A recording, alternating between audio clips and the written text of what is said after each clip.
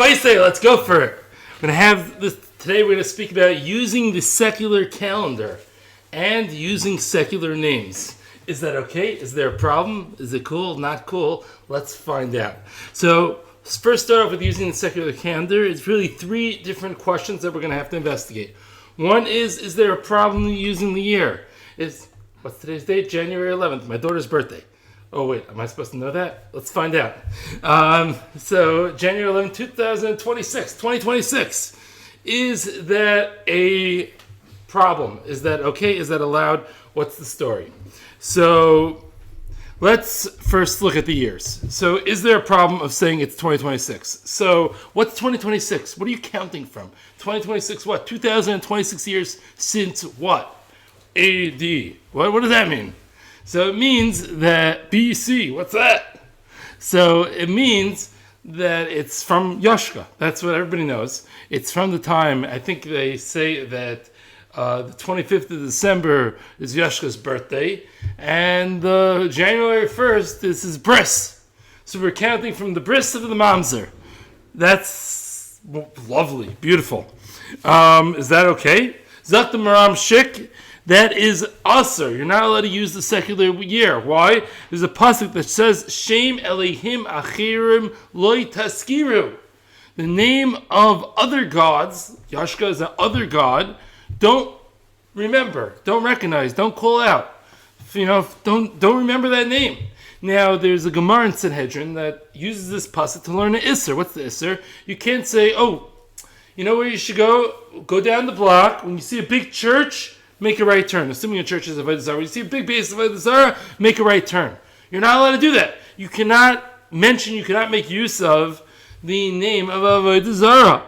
So Zakta Maram Shik, just like you cannot use the Avodah Zarah in those directions, you also cannot use Avodah Zarah to say that it's 26 years since the bris of the mamzer. It doesn't work. You can't do it. It's an Isser deraisa. That's what the Maram Shik, the great Hungarian Rebbe of the late 1700s, early 1800s, the Maram Shik. The Chassam Sofer, who was actually the Rebbe of the Maram Shik, so he says that using the secular year is a busha. It's a tremendous embarrassment, and whoever signs on a document, on a shtar, that has the 2026, the Goyish year on it, he's like signing Ein Loi Chelek Be'elokei Yisrael. So that's pretty intense. Okay, so it's pretty intense. Seems from the Ram Shik and the Chassam Sofer, those Hungarian Rabbanim, want to stay far, far away from using the secular date. Now, maybe somebody a little bit more modern. So the Sefer Yayin Tov, I'm not actually sure who it is, but it sounds like more modern Sefer. He says you're not even allowed to use the secular date, the secular year, for Goyim. You can't tell the year, let's do this meeting in 2027. Why? Because you're going to make them think about Yashka. You're not allowed to make the Goyim think about the Mamzer, because if you think about it, there's 7 mitzvahs b'nei Noach, and one of the mitzvahs is not to believe in Avodah Zarah. And if you go and cause them to believe in Avodah Zarah, to think about their Avodah Zarah, you're being machshel them. It's like lifnei iver. You're causing them to be iver and avera. Don't even say 2026 to a guy. Whew, that's pretty intense. Zak the Debetzina Rav, getting more modern. He lived in Borough Park. He was Hungarian, but there's a point where Hungarians started living in Borough Park, right? So the Debetzina Rav, he says that it's Isser Gomer to use the year of the Goyim, and I just wrote down the quote: "Vaday tzarich ma'oid lisrachik." You for sure have to very, very, very much keep far away from using the Goyish year. So that is some of the machmirim on the topic. There's some other opinions. Zak the Tzitz Eliezer. There is a simple argument against saying that I'm going to be over the Isser of Elohim Achirim Loi Taskiru. Why? When you say 2026, does anybody think about Yashka? Does anything to do with Yashka nowadays? Why do you say 2026? So the guy knows what I'm talking about. Nobody cares about Yashka, and I'll prove it to you. The biggest atheist in the world that says Yashka never existed and it's one big fairy tale, you ask him what year it is, he says 2026. Because that's the agreed upon date that everybody works with, but nobody's is tracking it back to Yashka. Nobody cares. Nobody's focused on it. Nobody cares about it. That's not the point anymore. Maybe that was the point 2,000 years ago. I don't know. But as of today, it's just about knowing what year it is, knowing how to communicate. It has nothing to do with Yashka. Nothing to do with the Mamzer. Seems very simple. It's very straightforward. Ravadia, he says that same svara as the Tzitz Eliezer, and he adds on some more svaras. So Ravadia, he quotes, he has a whole cheshbon from different Maimrei Chazal, and based on Ravadia's cheshbon, guess what? They got it wrong. The Mamzer wasn't born 2,026 years ago. They're 60 years off. He was really born 60 years earlier. He has a whole cheshbon. He was born 60 years earlier. So guess what? You're not even counting back to Yashka. You're counting back to just the wrong date. And apparently, he writes, they're even masking to it. So I did some research, which means I put into ChatGPT. What's the deal? Is that really the date of Yashka? And ChatGPT said that pretty much it's agreed upon, it's the consensus of the Christian scholars that really Yashka was born 4 to 6 years before then. So pretty much the consensus is the count that we have, they got it wrong. And really Yashka was 4 to 6 years earlier. Okay, so Dr. Havadia, Mabaya, what's the problem? We're not counting back to the birth of Yashka. Yashka wasn't born 2,026 years ago, so what's the problem? Not an issue. What will the Machmirim argue against Ravadia on this? They're going to say like this. You're right. Somebody might have made a mistake at some point. It's true. Somebody might have made a mistake. But conceptually, what's going on?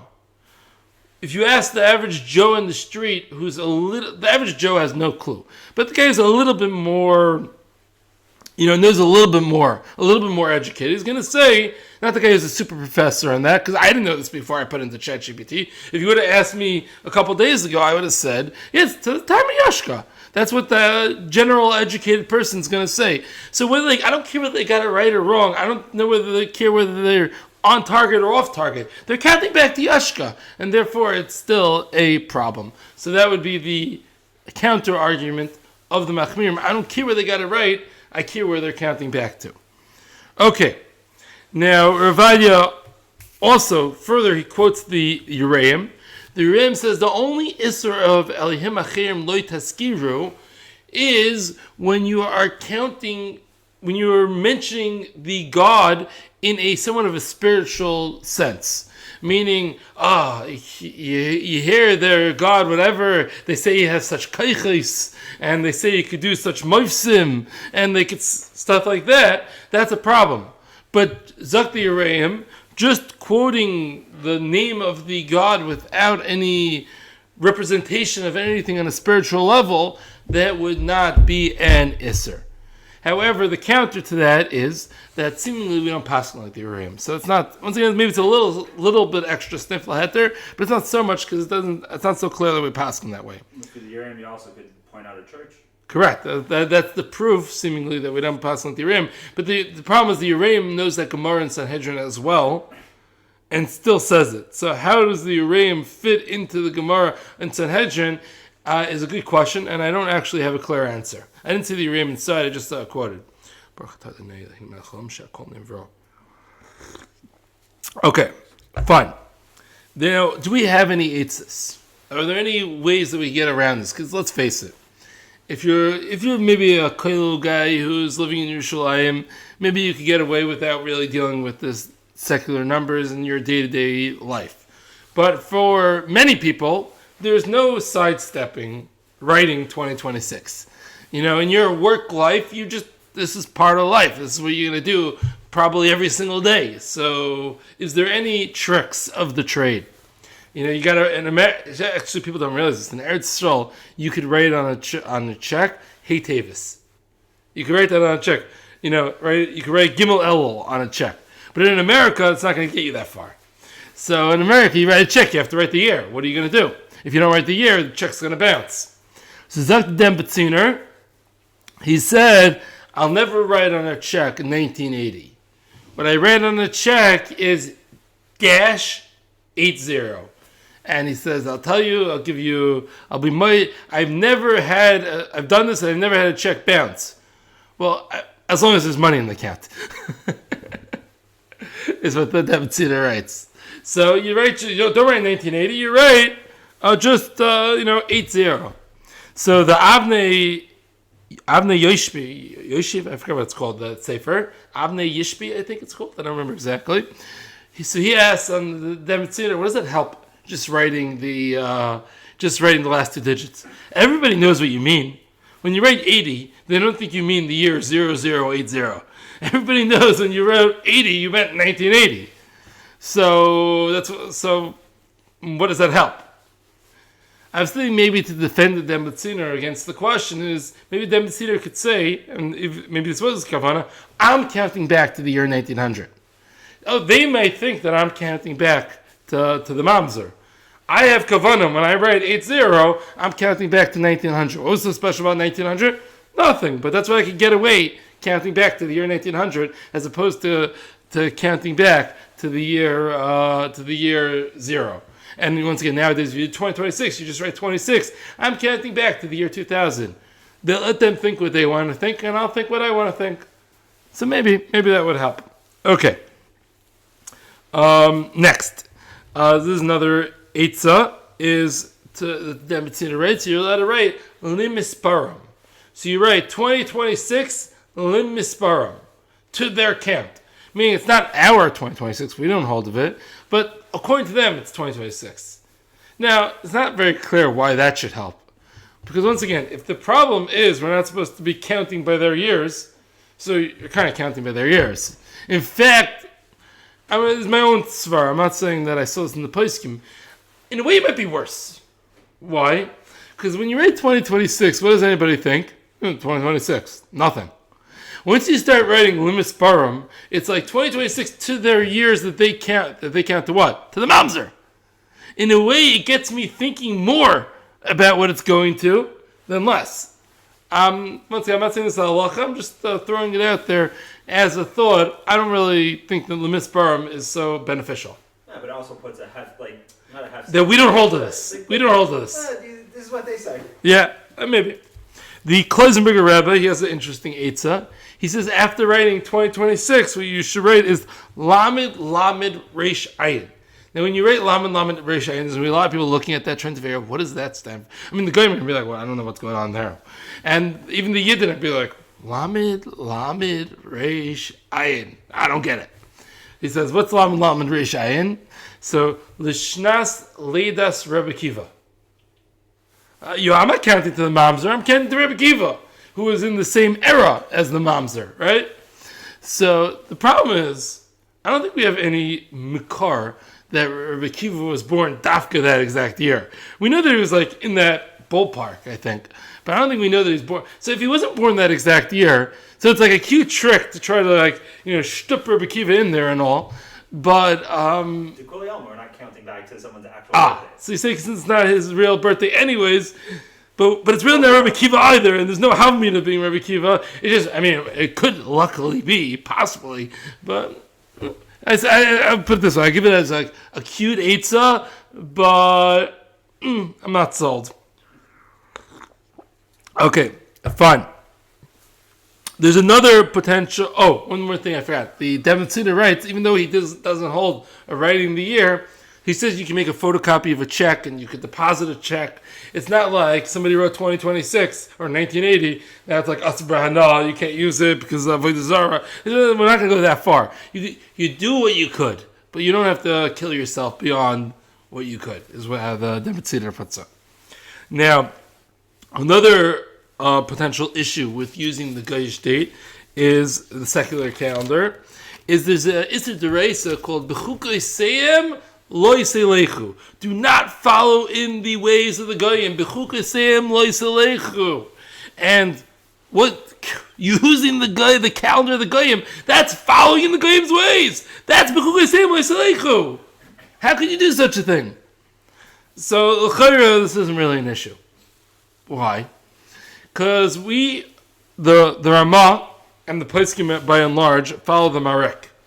The Marek is, let me ask you a question, before I actually get to the Geder of the Marek. You guys, men who are listening, do you guys wear pants? Yeah. Did Moshe Rabbeinu wear pants? Probably not. He probably wore like a robe, I mean, I saw once the picture of him with the sandals, with the robe, with the long thing, with the stick. I don't know if that's how he looked or not, but chances are he wore a robe and not pants, because I think they invented pants later on. So the Goyim invented pants, and we wear pants. So surely that's the Isser of B'chukaseyim Lo Yiselechu. How can we wear pants? So the reason why it's not an Isser B'chukaseyim Lo Yiselechu is we're not wearing pants because we're trying to mimic the Goyim. We're wearing pants because it keeps us warm and covered. That's why we wear pants. So the Marik gives the Geder. He says anything, action, which is not based on pritzus and not based and is logical and it makes sense why you're doing it, that is not considered Isser B'chukasem Lo Yiselechu. That's considered being normal. You're allowed to be normal. You just can't follow the Goyim. If they figured out something that makes sense. Hey, cars go faster than a chamar. Okay, fine. So when I drive a car, I'm not doing b'chukaseyim l'salechu because it makes sense and it's not pritzistic. Okay, so back to the calendar. Is it pritzistic to use the Goyish calendar? No, nothing to do with pritzis. Yeah. Does it make sense that we were all on the same page with 2026? Yeah, it's very logical that we don't have like 17 different systems, and every time you meet somebody, oh, how are you doing? Should we meet in 2027? Let's go for 5877. Huh? Yeah, just put it into Google Convert. That's not practical. Yes, you can get away with it and you can figure it out, but it's not practical to speak to people like this. And therefore, to have one common number is very practical, and therefore, the chayra, it's not an isser about b'chukaseyim lo yisleichu. So, fine. Now, let's just think further for a second, and just one more thing. Do we see anywhere is there a, they obviously had these for a long time, been using the Goyish calendar, probably close to 2,000 years. I think they actually started in the year 500 or so. That's how they have, the change. So they've been using this for 1,500 years, right? Any Rishonim say you're not allowed to use it? No. Is there any Rambam on it? No. Is there a Torah, a Shulchan Aruch, Mishnah? Anybody say you're not, or Shulchan? Anybody say you're not allowed to use it? And once again, we have the Maram Shik and the Chassam Sofer who say you can't use it. But the Poskim, by and large, don't say that you can't use it. So what does that leave us? That leaves us you're allowed to use it. Now, why did the Chassam Sofer and the Maram Shik say it's asur? Because that's how they held. What caused them to hold that way? Well, if you know a little history, they were the big guns fighting against the Haskalah, the Reform movement. And the Chassam Sofer and the Maram Shik were both famous at fighting against the Reform movement. And the Chayra, this was part of their fight against the Reform movement. Don't start picking up Goyish, society's use of the calendar of the year. Stick to Yiddish numbers. And l'chayr, once again, not that there isn't any basis in their halacha, but that could kind of way push them in a direction of how to paskin. But overall, I think we're going to end up that there's no isser in using 2026. Is there an advantage of using the Jewish calendar? Sure. Is it nicer to use the Jewish calendar?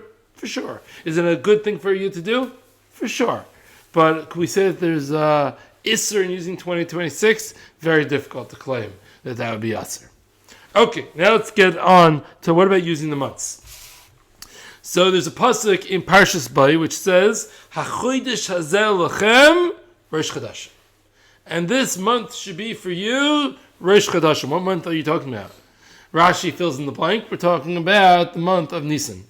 So Nisan, I thought we have Tishrei, it's complicated. It's a machlokes. But l'maisa, we're going to go with with the shita that holds the first month is Nisan. Okay, and that's what the pasuk says. Okay, now many say this keeping this Rosh Chodesh is the first mitzvah in the Torah.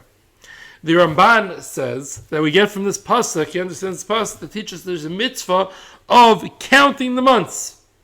This is the first month, Nisan, and you have a mitzvah of counting the months. What's pshat? Why? Zeichel Yetzias Mitzrayim, just like we have so many other mitzvahs. Zeichel Yetzias Mitzrayim. You start from Nisan, is when Yetzias Mitzrayim was, and so you can't call Nisan the first month, Iyar the second month, etc. Right? And there's a mitzvah of counting the months. Okay. Good. Now, I'm going to have something that's a little bit complicated to figure out. I forgot one thing.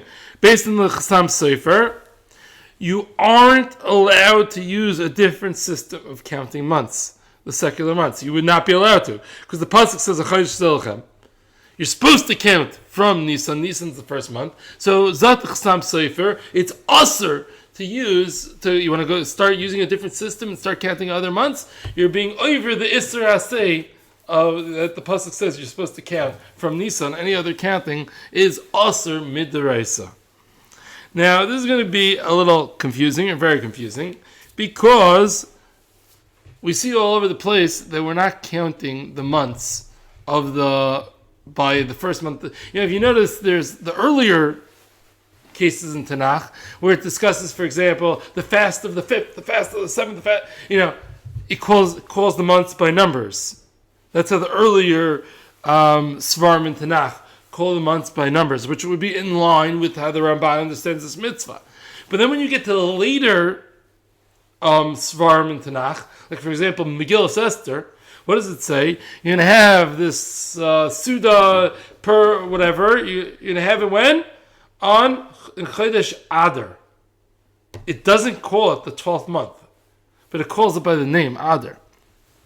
If there's a mitzvah of counting months, I would have expected it to say the 12th month. But instead, it doesn't call it the 12th month. It just calls it Chodesh Adar. Why isn't it doing the mitzvah? Next, we have Mishnayos. All of the Mishnayos, Rosh Hashanah, it's filled with Mishnayos. This is Rosh Chodesh for that, and that's Rosh Chodesh for, all these different Nisan, Iyar, Elul, etc., Shvat, or Rosh Chodesh for this and Rosh Chodesh for that.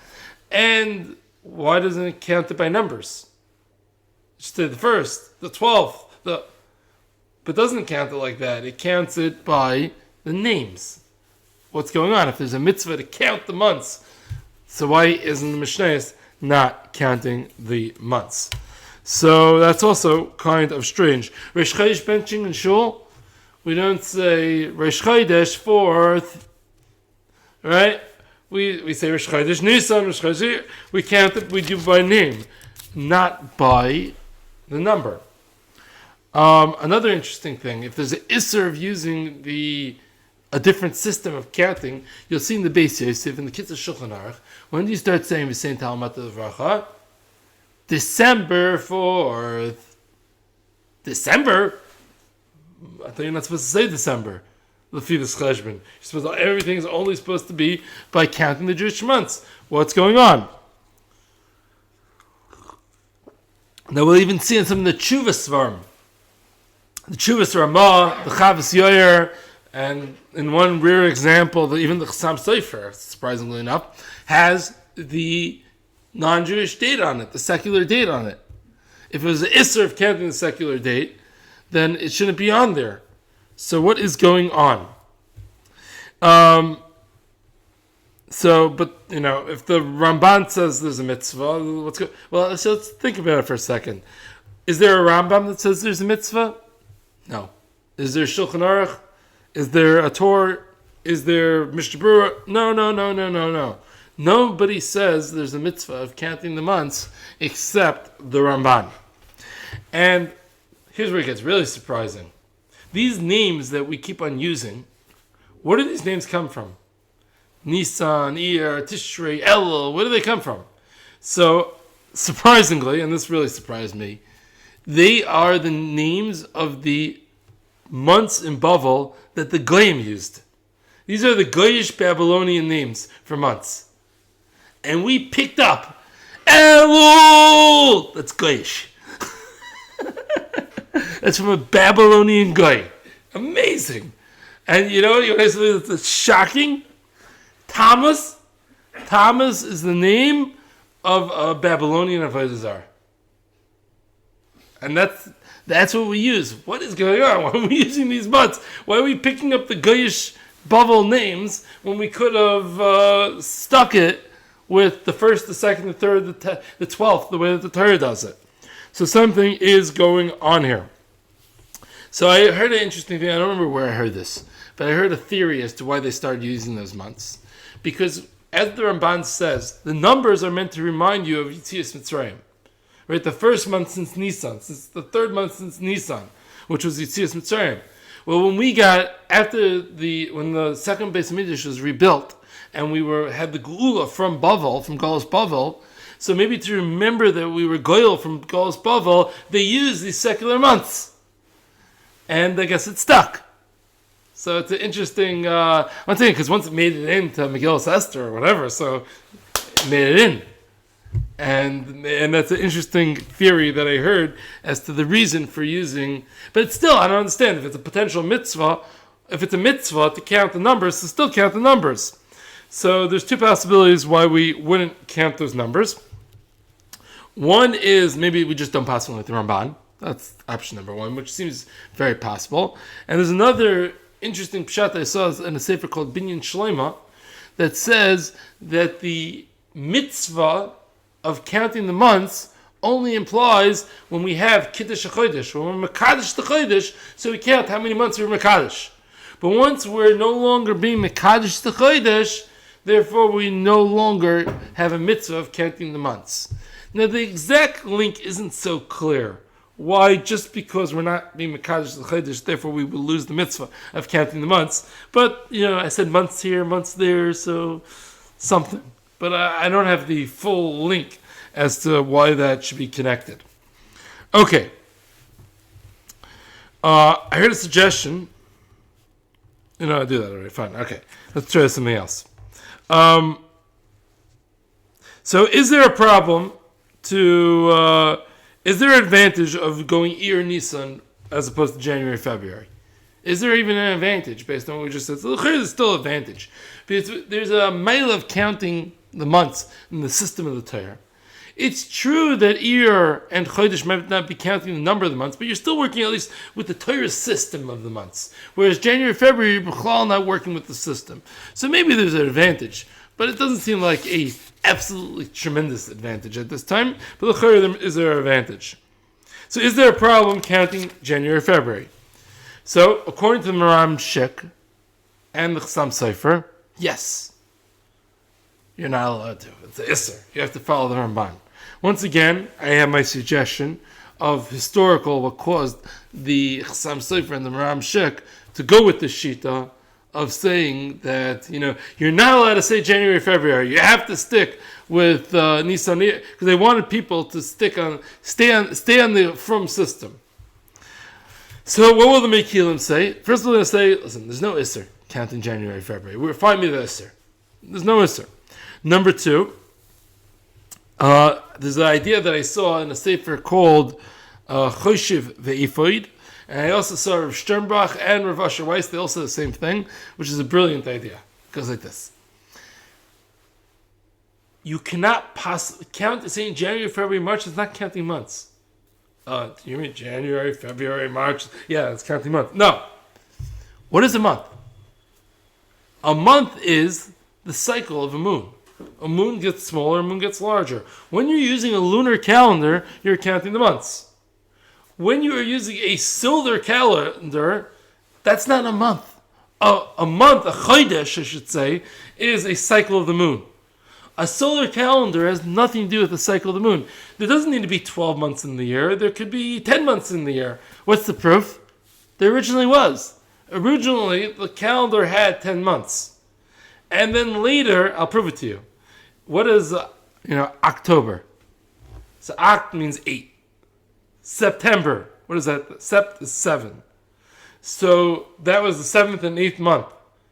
I thought it's the 9th and the 10th. Yeah, because they later added in January and February. January and February weren't part of the mix originally.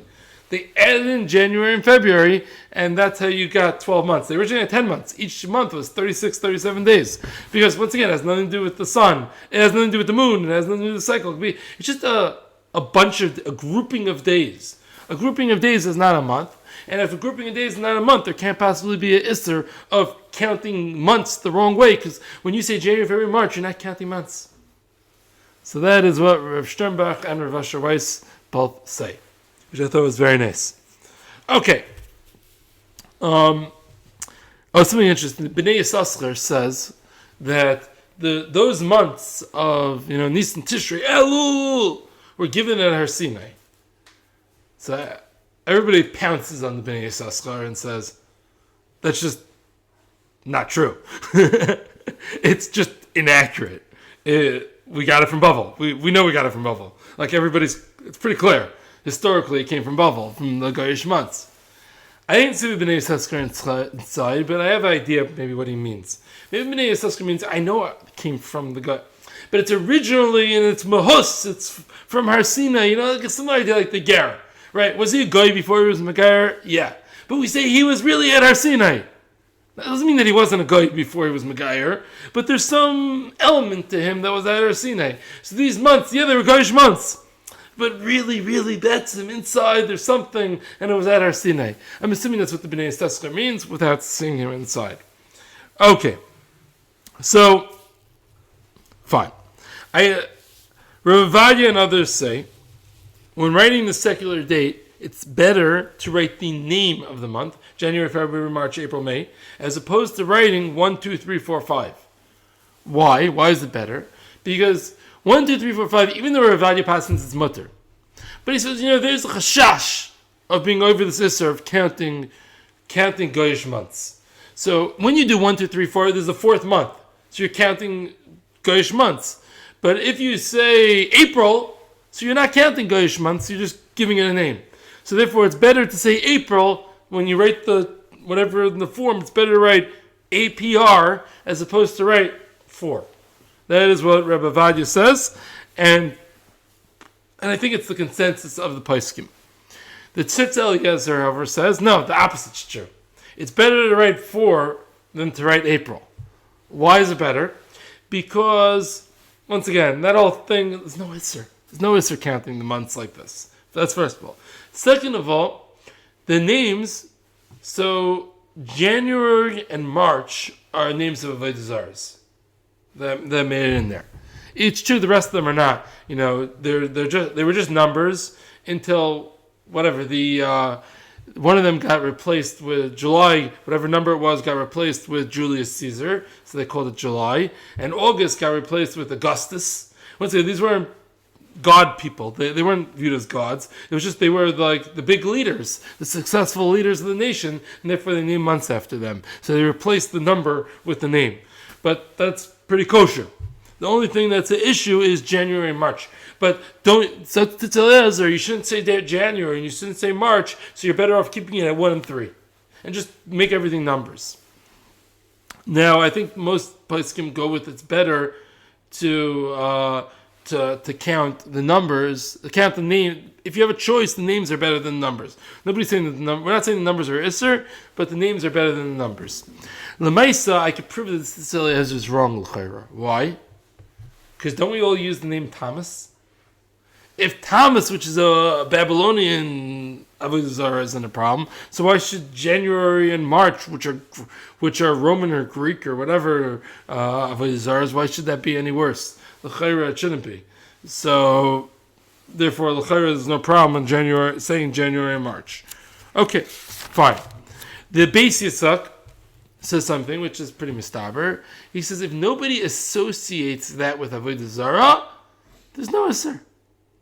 There's no Isser. Yeah, well, in Mekar there was a name. Okay, but when you say January, what's the last case of that? January, he was a Geshmaka of Avodah Zarah. Anybody say that? Anybody know that? Nobody knows that. Nobody cares. In fact, and he proves it to Beis Yitzhak. Yitzhak Shmelkus. How does he prove it? He says that we all use the term when we learn Gemara, Mammon. Do you know what the term Mammon comes from, historically? It was the Babylonian Avodah Zarah of money. So the Babylonian Avodah Zarah of money was called mammon. And then, eventually, in the etymological development of Aramaic, that became the word for money. And now, do we use mammon? Yeah, we use mammon. It's in our Gemaras all over the place. Mammon and mutta b'safek cholk. What do we do? Do we care? No. Nobody knows about it. Nobody cares about it, and it's not a problem. So nobody knows about Avodah Zarah named January and March, and nobody cares about it, and it doesn't make any difference, and therefore it's fine. One thing you could probably say this for 2026 as well. But 2026 isn't as pashut, because 2026, people at least conceptually know, a decent amount of society conceptually knows what 2026 is counting back from. But January, March, barely anybody knows. I think a lot more people know about 2026 is going to Yashka than January, March is going to some Avodah Zarah that nobody ever heard of.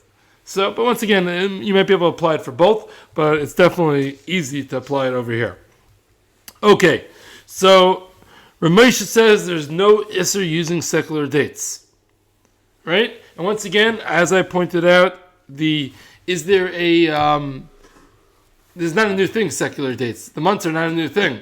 January, February, March, these aren't new things. They've been using it they're using it in Rome. So, like Julius Caesar time. You know what I'm saying? This is not, they had it before Julius Caesar, because they renamed the month after Julius Caesar. This is not, das nicht a neue Sache. You know what I'm saying? This is not something new. And are there any Rishonim that say it's a problem? Mishnayos, Gemara, Rishonim, Achra. Nobody says it's a problem. Rambam, Torah, Shulchan Aruch, nobody says it's a problem. So therefore you can't tell me that there's an Isser to use the months of the Goyim. And I was actually further, the fact that those are Goyish months in their own right is it's hard to tell me that I need to use the Babylonian Goyish months and don't use the Roman Goyish months. It's a little bit hard to say. However, Dr. Moshe, it's definitely the right thing to do for a Yid to use the Jewish months. And I think we all agree to this concept that, from a Yid writing a letter to a Yid talking to a Yid, remembering what your birthdays are without getting involved whether birthdays are a good thing or bad thing, not for today. But for a Yid, that's what you should be using as a Yid. There's maybe a shkafic element, and that's what should be used. But from the Sugya, it seems to be, the Pasha says that it's not an issue. Happens to be Rabbi Yaakov Kamenetsky was much stronger in this, and he pretty much held you have to use the Jewish date, and you totally shouldn't use the Goyish date. But Lemaisa, once again, from the Sugya, it seems pretty clear. There's no Isser using the Goyish date, and you don't have to use the Jewish date. But there's definitely an Inyan out. For a Yid, there's the advantage. It's the right thing. We should make barriers to the Goyim. We should act differently. We should feel differently. We should think about Brias HaOlam. Should be our calendar. Our calendar should be based on Yom Tovim, not based on New Year's. You know what I'm saying? So there's definitely an advantage. But from the pure Sugya Halacha, it shouldn't be a problem. Next point, days of the week. So the pasuk says, "Zocher es Yom HaShabbos l'Kodshay." So, Zok the Mechilta, there's a mitzvah of remembering Shabbos, not just on Shabbos, but every single day of the week, there's a mitzvah of remembering Shabbos. So the question is, why do we say Tuesday? For the Yiddish speakers, why do we say Mitvach? Say Yom HaShlishi. Right? My kids, Israelis, they'll say Yom HaShlishi. Yeah, Yom Shlishi. That's the third day. Great, that's remembering third day from what? Third day from Shabbos. Third day on the count till the seventh day of Shabbos. That's great. That's remembering Shabbos every time you say Yom Shlishi. But for me, when I say Tuesday, what does Tuesday mean? Mitvach. What is that? That has nothing to do with Shabbos. So I saw somebody ask the Satmar Rav, why are we saying Mitvach? Why don't we say Yom Shlishi? So he says, the mitzvah of counting this mitzvah being remembering Shabbos is once you do it once a day, you're Yoitza. So once we say the Shiur Shel Yom in the morning, Hayom Shlishi Ba'omer, Hayom Shlishi B'Shabbos, yeah? Once we say Hayom Shlishi B'Shabbos, so then I'm already Yoitza the mitzvah and it's already done. Secondly, it's not so clear that we pass on like the Mechilta. So that is what the Satmar Rav says, but the Ramban, the Chayodam, Shmir Shabbos Kolchasa, also that we do pass on it in the Chalta. Once again, if it's a once and done, so Chayr Yoytze. Okay, last topic to discuss is using secular names. Does everybody have to be Avram Yitzchak Yaakov, or could we be Bob, Tom, Harry, and Mel? Is that okay? Let's find out. So, by the way, when I started going through this, I realized it's not just so black and white. There's so many different categories of names. I mean, there's names that are, Moshe, Aaron, Avram Yitzchak Yaakov, pure biblicals. Then there's the abbreviated Avi. What's Avi? Then there's, the Yiddish versions of the name. Avremel, Yankel. Is that the same? Then there's like those names that are not Jewish, but they really are Jewish. Like Joshua. Most Joshuas are Jewish, and David. David could go both ways, but, like Moses. When's the last guy you ran into a Moses guy? You know what I'm saying? A Hasidish guy you run into and he says, "Hey, Moses." Come on. And then you have like different names which are like famous Jewish names, which aren't, you see like, for the 60, 70-year-olds out there, Irving and Saul. These are Jewish names, but they're not Jewish names. But then you get like the next category, which are like the power of names, Harry and whatever. And then you get to the category of like the Goyish Dika names, Peter, John, And then you get Yashka. So I don't know where exactly we draw the line. Oh, I forgot a big point. All the Yiddish names which have no sheikhs to Jewishness. Zelig and Bear and Zev Wolf and Dov Bear, Zev Wolf, Zelig. These names are no real Yiddish source. So they're just really names that were picked up. Sprinza. It's a Spanish name for beautiful. But every Sprinza is not Hispanic. But that's where it comes from. So, how do we treat these names? So I found it very intriguing. So let's find out. So Chazal say, this is a Heintige Parsha, Chazal say, why were we Zeicha to be saved from Mitzrayim? I mean, we're starting Sefer Shemais, not exactly this Parsha, but it's part of Sefer Shemais. Why were we Zeicha to be saved from Mitzrayim? Because we didn't change our clothes, we didn't change our language, and we didn't change our names. So you see, it's a really important idea, very fundamental. We have to keep our from names. We can't change our names. The Maram Shik says that it's Asr Midaraisa to change your names, to not have, you see a pattern coming across there, right? The Maram Shik says it's Asr Midaraisa to use a secular name. Why? What's the Isser? Bechukay Seyem lo Yiselechu. You cannot follow the Goyish ways. You take a Goyish name, you're following their ways. And therefore, it is Asr. By the way, interesting, I saw that it was around the time of the Ram Shik, the Goyim forced the Jews to take last names. Originally, Jews were just called either, Moshe ben David, or they were called Moshe mi Petersburg, or wherever else he was from. But they didn't take last names. And, once again, this wasn't an anti-Semitic thing that they forced the Jews to take last names. It was just a practical thing that they wanted everybody to have for record keeping, etc. They wanted everybody to have a first name and a last name. Apparently the Goyim had last names way before the Yidden.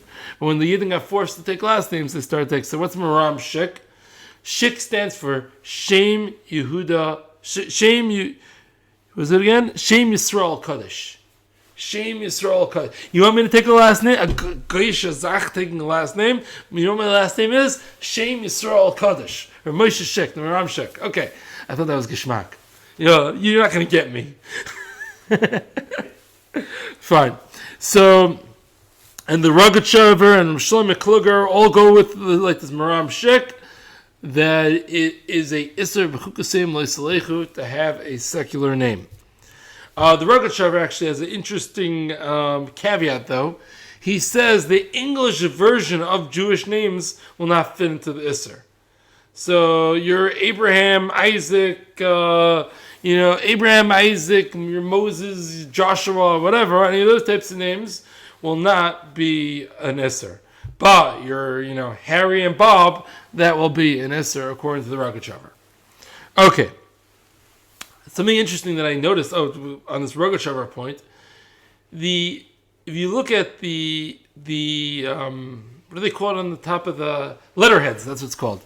If you look at the letterheads, even of Gedoylei Adar, you saw that they would put, of the previous generation, they would put English names. You see the famous, if you ever saw some of these chuvas from Ramosha, it was written on a letterhead, and it says in the corner, Rabbi Moses Feinstein. So Moshe was willing to put on the I don't know why he needed it exactly, but he was willing to put on the letterhead Rabbi Moses, and it goes even a step further, even more surprising. The Satmar Rebbe, Rabbi Joel Teitelbaum. Yeah, don't get me wrong, every Joel is Hasidish. Don't get me wrong, but it's technically not a Yiddish name. You know what I mean? It's technically a non-Jewish name, Joel, but they wrote that down. They were willing to take the English version of the Jewish names, and that they held was B'chol not in this parsha of using non-Jewish names. Fine. So that's what they say, that it seems to be a Isser. Now, is there a defense against it being Mechukusei Salechu? Yeah. First of all, is it Pritzas? No shaykhs to Pritzas. Now, I would say, why do they want to use those names? Well, it's a lot easier for business when you go by Harry than when you go by Chaim. Did I get it right? Shmuel, did I get it right? Shmuel, Chaim, and Chaim, is it Chaim? That's annoying. I think everybody agrees that everybody has those names, know exactly what I'm talking about. It's annoying. So therefore, does it make sense? It makes sense, and therefore, I would argue it's not a Yisur B'chukasei L'Sleichu. What would the Maramshik argue? The whole Yisoid Etzem Din of B'chukasei L'Sleichu is you should be different than the Goyim. Having a name Harry is making you mix into the Goyim. That is what B'chukasei L'Sleichu is all about. Don't get me all technical on whether it fits into, is it useful, is it not. If you open up a Sefer Chinuch and you want to know what's the reason of not following in their ways, so you don't get mixed in with them. Harry makes you mixed in with them, and therefore it's an Isser B'chukasei L'Sleichu. So it's an interesting argument. You could hear both ways on this. Now, they have a raya. What's the raya? There's a Tosfos that asks, if you have a mummer that converted to Christianity and picked up a Christian name, and he wants to write a get to his wife. So, do you write his new Christian name on the get? Zakt Rabbeinu Tam Chalila Chas v'Shalom will we write on a get his Goyish name. Zakt the Maram Shik and friends, you see from here, you're not allowed to have a Goyish name. Now, Rav Asher Weiss says, which you didn't have to be Rav Asher Weiss to give this, to deflect this proof. I thought of this the second that I heard this, which is pretty obvious, that's a case of a guy that converted to Christianity, and now his name going from Yaakov to John, because he converted to Christianity. John represents his converting to Christianity. Chas v'sholem, putting that on a Jewish document, on a get, something that represents his converting to Christianity.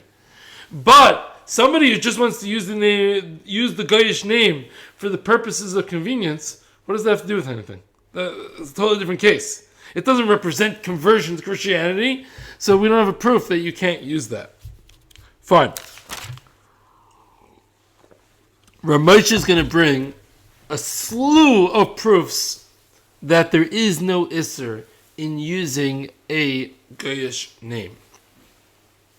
Number one, there's a Gemara in Gittin Yud Aleph and Beis. The Gemara says that if a get shows up from Chutz La'aretz and it has non-Jewish names on it, secular names, the get is kosher. Even though if Goyim sign on the get, it's puzzle. The get is kosher. Why? There's a Gemara. Roy b'nei chutz la'aretz had Goyish names. So that's right there. Roy b'nei chutz la'aretz had Goyish names. So that's historical proof number one. Who's giving Edis?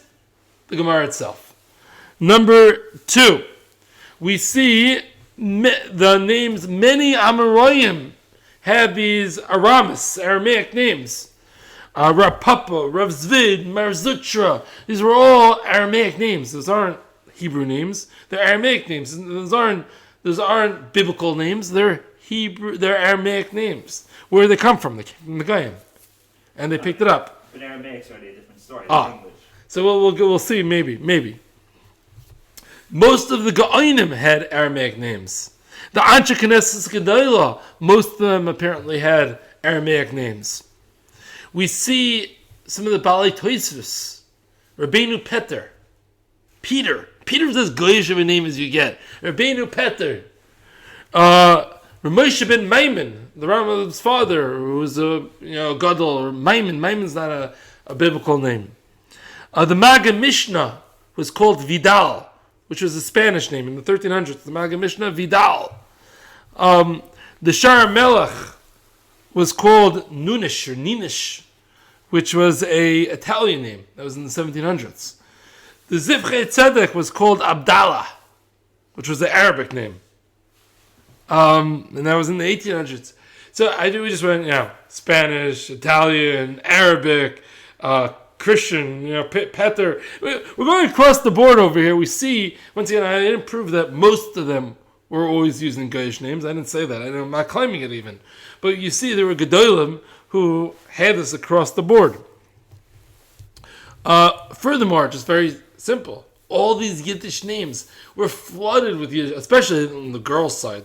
There's a gazillion of these Yiddish, most of the Yiddish girls' names are all random names that came from Germany and Poland and all these, wherever else they picked it up. It's the word Sprinza is Spanish for beautiful. That's amazing. What's sheikhs? And that's if you have a sprinter, you want to set her up with a rebbe. You know what I'm saying? So what's going on over here? We see clearly that they weren't makbid about not using Goyish names throughout Jewish history. Seems to be facts. Throughout the ages, they used secular names. Now, what about the Chazal? We were saved because we didn't change our names. And what's going on? Everybody's changing their names right and left. So Moshe Feinstein and Rav Asher Weiss both quote a morale. It's very interesting. It says like this, that the reason why the names, clothes, and language were so integral to us Mitzrayim is because that is what defined us as a nation. Our names, our clothing, and our language. But post Matan Torah, you know what defines us as a nation? The Torah. The gazillion mitzvahs that we keep, which the Goyim don't keep. That defines us as a nation. Therefore, our clothes, language, and names are no longer of integral importance. Maybe they are. I'm not saying it's a bad idea, but I'm saying they lose that whole defining factor. We are defined in other ways, and therefore it's not such a big deal anymore. Okay, what about B'chukas Ne'im Lo Yisraechu? So I think we discussed that. L'maisa, at the end of the day, there's no Mishnah, Gemara, no Rishon, no Torah, no Shulchan Aruch, no Mishnah Berurah that says it's usher to use the names of the Goyim. And Puk v'chazi, go out and see that there's always been Yidden who use the Goyish names across Spanish, Arabic, French, Italian, across the board. And Puk v'chazi, go out and see today, nowadays, that there's plenty of Yidden that are in Chashva Yidden even using Goyish names. I'm not saying that most Chashva Yidden do, but there are, right? So it seems to be it doesn't. It's not an Isser. Now, is it the correct thing to use secular names? Should somebody go by the secular names? Dr. Moshe. So he says, I don't know how to deal with these two things. In one part of the tshuva, he writes that there's no problem, halacha, no problem. There's no inyan klapi zihirus or musar to not use a goyish name, a secular name. But then later in the tshuva, he says it's a dover meguna ma'oid. It's a very disgusting thing to use a goyish name.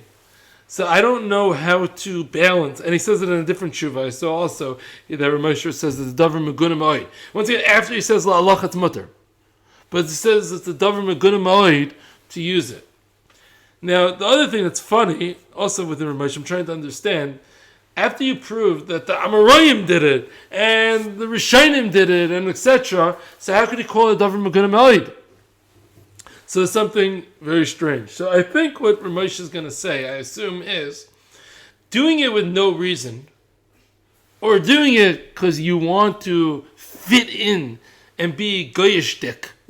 You want to fit in with the goyim. That's what I assume is a davar meguna ma'oida. It's a disgusting thing to want to have a goyish name. But if you're doing it for some reason, for convenience or whatever, maybe Ramesh is saying there's no isser. He's still not saying it's like great. But he's saying there's not just no isser. There's no hashkafical problem either. If you're doing it for a reason, that's my suggestion.